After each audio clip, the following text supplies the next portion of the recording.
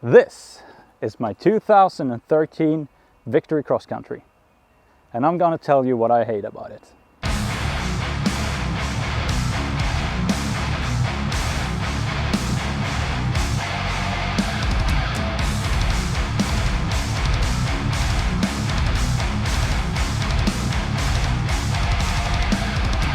Don't get me wrong, I absolutely love this bike, but every bike has its flaws, and I'm gonna break down this bike's flaws today. So let's get on this bike, let's get on the road, and let's talk about those issues. Oh jävlar! Shit! Okay, some history about the Victory and the Victory Cross Country that some of you may not know. Victory is its own brand. Victory is what the bike is. It's Victory Cross Country, and they have a lot of other bikes. Because I get a lot of people asking me what kind of bike this is, and they ask me, like, when I say it's a Victory, people say, well, what's that? What kind of brand is that? It's a Victory Cross Country. And for those of you who don't know, Victory is owned by Polaris. Polaris started Victory to kind of compete against the American market, especially Harley Davidson, making custom bikes. And it didn't go so well. Polaris thought that, yeah, let's buy Indian. And then they said, well, let's just keep making Indians and let's quit, or let's stop making Victory.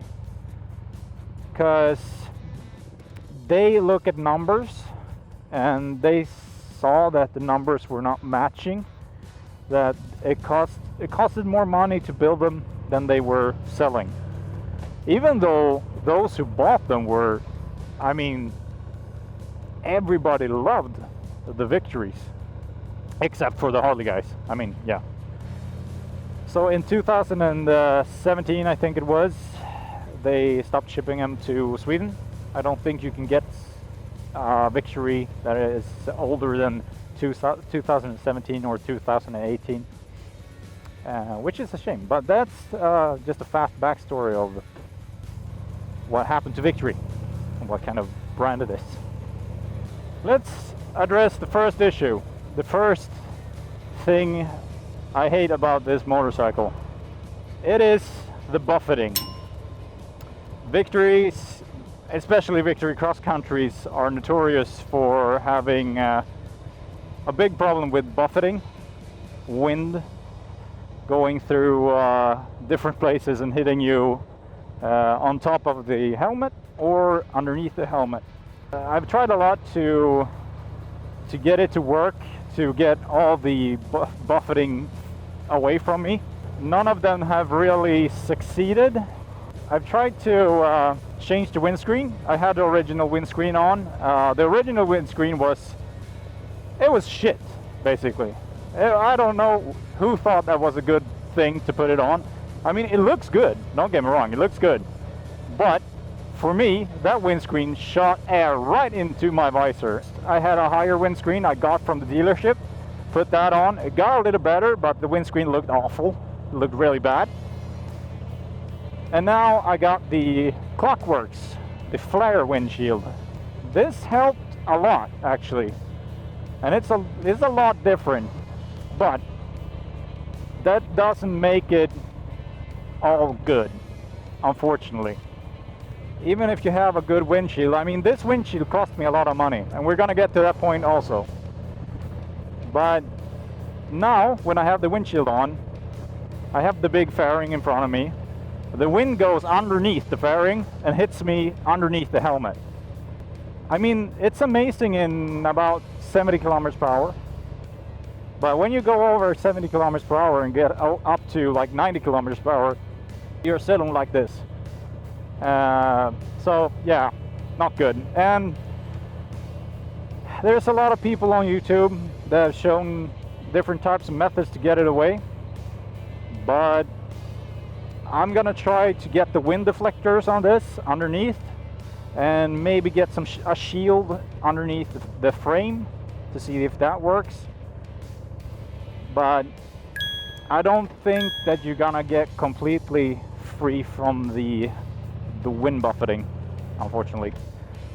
We can go to the next thing about it, because it kind of goes into the part with the buffeting.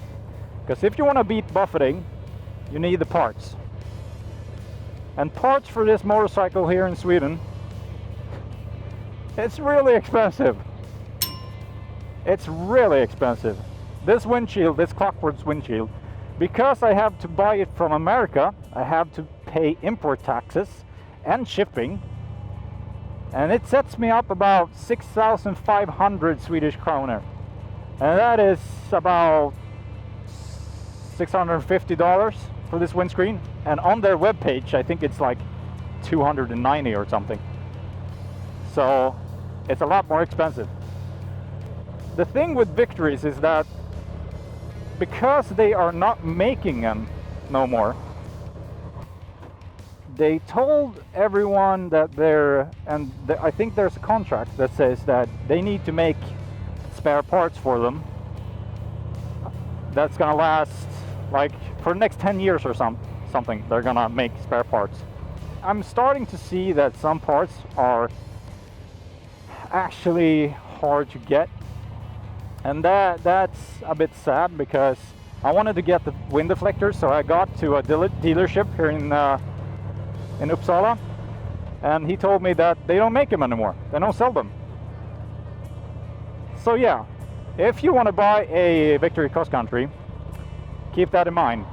Parts are gonna go thin. I mean, there's always eBay and other, secondhand parts you can get, but it's gonna be expensive. They don't grow on trees. I did a service on this bike, and the service with 2 tires set me back about $2,000, 20,000 Swedish kronor. And that kind of gives you an idea on how expensive it is to actually get parts.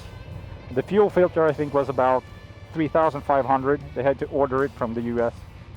Yeah. Let's get on to the third thing that I hate about this motorcycle. So this bike is air cooled.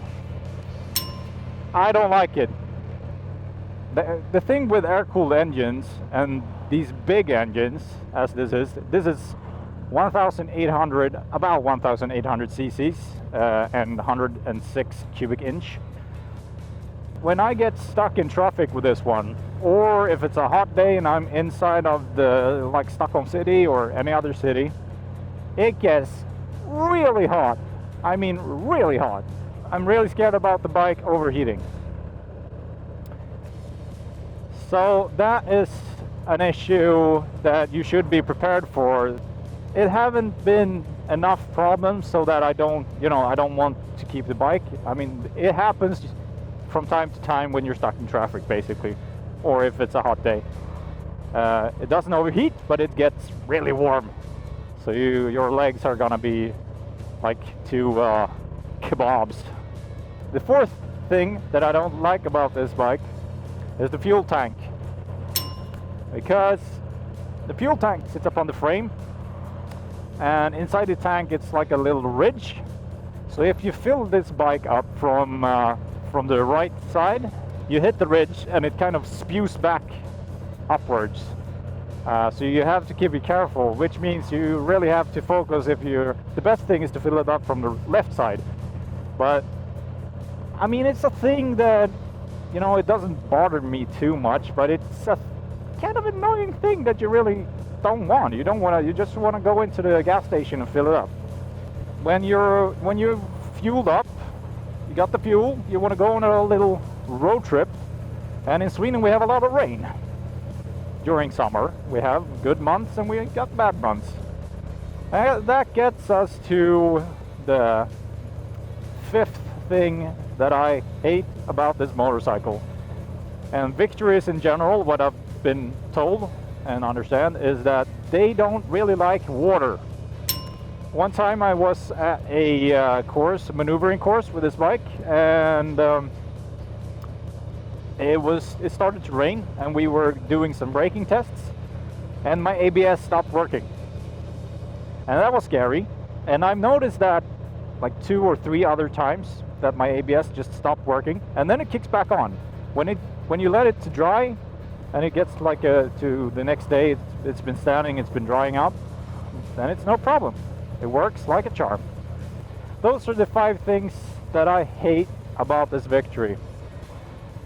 It is the buffeting. That's the biggest issue that I have with this bike. It's buffeting and getting rid of that buffeting. The second thing that I talked about was the parts, the lack of parts, the price of parts here in Sweden. I don't know, I think it's easier in the US, but lack of parts. We talked about the air-cooled engine, which should have been a liquid-cooled engine. That's my opinion. The gas tank on this one also, as we mentioned, not the greatest. And also the last thing about this that I hate, water resistance is not that good. So if you like this video, please like and subscribe. It helps us out a lot, and it keeps us letting us know if you like these kinds of videos. And make sure to keep an eye out for the next video, where I'm gonna be talking about the things that I love about this motorcycle, because that's what I do. Even though it has its flaws, I know, but I absolutely love this bike.